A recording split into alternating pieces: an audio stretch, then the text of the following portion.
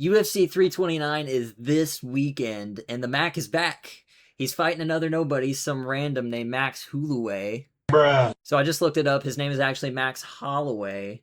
His stats, 27-9. That's Bruh. like okay. I won't keep going with that bit. These are the stats I went over this fight in my previous video in detail. I could go into heavy detail, and I will. So I'm not going to spend too long on this one, but real quick, I got McGregor round 2 KO. I think he's going to come back and shock a lot of people. I really do. We're gonna come. And to everyone saying McGregor's not going to stand a chance. Shut your mouth, mate. Also, Conor's presence, Conor's aura when he starts billy walking in the cage after the cage door shut is going to be that of Daemon Targaryen. Oh my god!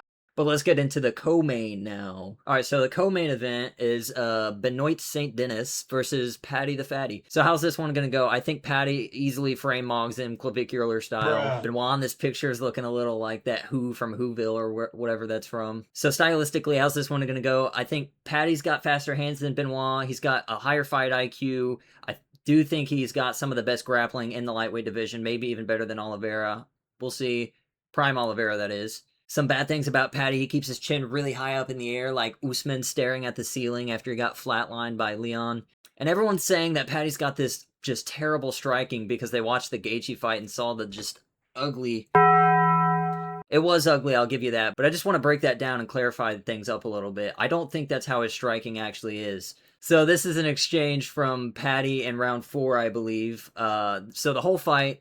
Paddy's been setting up the jab, and after the jab, Gaethje would duck down like he's emoting in Mecha Chameleon. So the reason why Paddy was doing that ugly hammer fist was to try and catch Justin right behind the ear. So he'd jab to the body and then jab upstairs to get Gaethje to move his head down and duck, and then he'd throw the hammer fist, since Gaethje's head was always constantly moving off the center line and ducking. So Paddy throws his jab and gets Justin to duck down a little bit, and instead of throwing a straight, which wouldn't do as much damage, he would turn it into throwing hammer fists. So you see here, and then boom, which he did have quite a bit of success with, hurting Gaethje in round 3 and round 5. But I just wanted to clarify that real quick, because I feel like Paddy gets a really bad rap for striking. I am giving Paddy the striking advantage in this fight. But let's talk about Benoit St. Denis for a little bit. Everyone's saying staff, take a shower, man. Apparently he does not have staff. He confirmed that he doesn't have staff, so maybe he's good. I still think he gasses out before Paddy does. Paddy's got really good cardio. He's proven that in the Gaethje fight. He's proven that he's got a durable chin. The only thing I do worry about Paddy is that the damage that he took in the Gaethje fight was less than 6 months ago at this point. So when fighters take a lot of damage, I like to see them get around 8 months off just for their brain health. But Benoit's last fight, he beat Dan Hooker, beat him to a pulp almost. Dan Hooker kind of quit and crumbled. He might have enjoyed this a little bit with Benoit on top of him. But Banana's style is really forward heavy pressure. He's always on the front foot. He likes to pressure. He likes to get in your face. He likes to throw ugly combos with his hands down. He is there to be hit, which really bothers me in this fight. He doesn't throw a lot of large combinations. He likes to throw 1 or 2, maybe even 3 at a time. But usually he's just throwing his strikes to set up a single leg, which I don't think works well against Paddy. So this was Banana Savannah landing a clean left straight with no setup. Just wanted to point that out there. Look, everybody, it's Michael Chandler. That was a Walking Dead reference. I think Benoit's outmatched on the feet here. I think he's outmatched on the ground. I don't think the pressure's going to bother Paddy. I honestly don't see a way that the King of the North can lose this fight. I mean, I think it's going to go very similar to the Michael Chandler fight here. I think this is a great reference, even though it was only 2 fights ago for Paddy, I believe. But this is Michael Chandler squared up, entering the pocket recklessly. Kind of like Benoit does. Sometimes when he throws stuff, he squares up before he shoots for a takedown. But Paddy's ready for this here. He immediately throws the uppercut and then the left hook, which right here it misses, but Benoit's going to want to be a lot closer than that because he's going to be looking for the clinch. He's going to be looking for the takedown. So I think some of Paddy's combos might land, although some of Benoit's might land too because Paddy squares himself up against the cage. When he's backed up against the cage, he's pretty square, and he throws with his hands down. But maybe his chin holds up. I think so. If he is put in that position where he gets caught against the cage with his hands down. But I don't believe that to happen. So I've got Paddy Pimblett winning this one easily in the 3rd round. Jeez. Okay. This one's Corey Sandhagen, Mario Bautista. I used to love Corey Sandhagen, but I don't dislike him now. Man, this fight's gotten boring. 3-round decision written all the heck over it. We're gonna come. So Corey's coming off an L to Merab back in December. Corey did get taken down 20 times in that fight. Though it was against Merab, so that's probably why he was able to get back up to his feet so many times, because Merab likes to clinch instead of holding you down on the ground. He doesn't hold you down on the ground, he just holds you against the cage. That's a world better. As Harry Potter would say, that's loads better. Mario's last win against Vinicius Oliveira. This was his last fight. It was against Vinicius Oliveira. How's this one going to go? I think Mario Bautista is going to get a 3-round boring decision, unanimous. Moving on, next. Just kidding, I had another picture of Mario. Yay, I love looking at him. No, I'm joking, that fight's not actually that bad, but I am picking Mario by 3-round decision. So, next, Brandon Royval, Loner Kavanaugh. So in this one, Raw Dog versus Kavanaugh's got a loner. I really love Brandon Royval. He's very fun to watch. Amazing fight with Van. Everybody knows that fight. Dude, this picture... I'm sorry, this is diabolical. That's Brandon Royval for you. That is how he do be getting done, though. And then we've got Loner Kavanaugh here, who looks a little like Tom and Baratheon before the window. So Loner's been looking really good of recent. That's who I'm picking in this fight. Maybe decision, probably decision, but maybe a TKO. Although Brandon's had about that 8 months to recover from being knocked out, so his chin should hold up here, I believe. But I mean, Royval got absolutely slumped unconscious back in December, though it has been 8 months, so I do think his chin should be back to 100 HP by now. Next, we've got the stoppable force versus the movable object. You pick your poison. This fight's gonna be crazy. You can pause it if you want to look at the stats. T-Rex McKinney.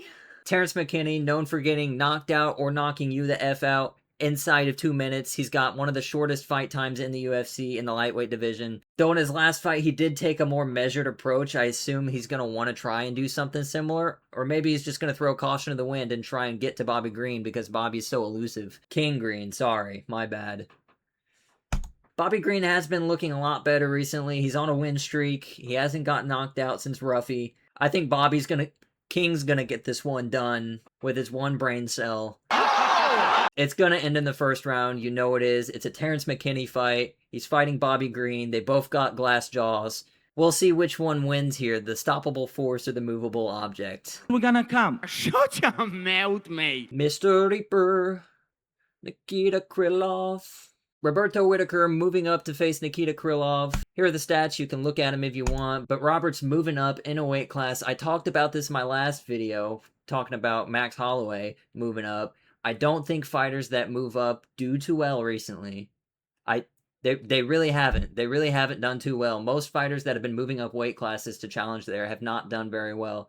So you would think that would give Nikita Krylov the advantage. But if Robert keeps even a shred of his speed from middleweight at light heavyweight here, I do think it's probably possible. Originally, I was leaning toward Krylov, but I just think Krylov is too slow here. Okay, so here's an exchange from Krylov's last fight. Throws a 1-2 that sleeps his opponent out cold. Look at this. Bang! Sleeps Bukowskis out cold. Dunzoed. F in the chat for Bukowskis. It's over. Sick knockout from Krylov here. I just didn't like what I was seeing when I was watching his fights going up against somebody who I was imagining to be Robert Whittaker. This is a close fight, but I do think I'm leaning towards Robert Whittaker. But let's move on. So we've got the Dragon Shadow Rider from the Lord of the Rings and Gable Steveson. I don't know why they still haven't put a picture up. Versus Elijah Ellison. It would be so funny if Ellison somehow pulled this off, beat the UFC's Make-A-Wish project. But I think Gable's going to get this one done. They're feeding him a layup for his UFC debut. Should be easy. Gable Steveson, Cody Garbrandt, only 34 still, but it feels like he's 45, fighting Adrian Yanez. One thing about Adrian Yanez, if you get outboxed by Rob Font, you're cooked. I'm picking Cody Garbrandt in this one, rapid fire style. Luke Riley, Kai Kamaka 3. Luke's Paddy's teammate. He's undefeated. I think this should be an easy fight for Luke Riley. But I've got Luke Riley winning this one. Good fight. I'm looking forward to this one. I'm excited about it. Tracy Cortez versus Wang Kong. Wang Kong, part of the Meat trilogy. Wang Kong, part of the triple meat package on this card here. So you've got Raw Dog Royval, you've got Wang Kong, and then you've got Damian Pinas. Okay, big difference. That's important. But regardless of that, I've got Wang Kong. This is the rest of the card. Dude, I was so sad Ethan Ewing pulled out. I really wanted to watch an Ethan Ewing fight. I wanted to see it, dog. This card is going to be cinema. We're kicking it off with a Cody Durden loss. I absolutely can't wait. No, I didn't cut out the rest of the picks. I'm just not doing it. Okay, fine. You convinced me. Cesar Almeida, Fareed, and Ryan Gondra. It would be absolutely suicide to pick Zachary Reese in a fight, so I'm not doing it. No way. You can't make me. I'm not doing it. No, shut up. Now, real quick, a lot of fans haven't watched this sport long enough to remember a Conor McGregor fight week or to have experienced a Conor McGregor fight week or fight. A lot of people are saying, why isn't he on embedded? A lot of the past McGregor fight weeks, he doesn't show up on the first or second embedded. But I believe when he fought Dustin Poirier 3, he didn't show up on the embedded until the Wednesday. So I think everybody's panicking for no reason. It does feel like a bit of a more quiet Conor fight week than usual. But maybe that's because we just experienced the White House fight week. Maybe that's also because Conor hasn't been doing a ton of media. Hasn't released any footage of his training. But I just wanted to mention that real quick. Anyways, thank you and have a very blessed day.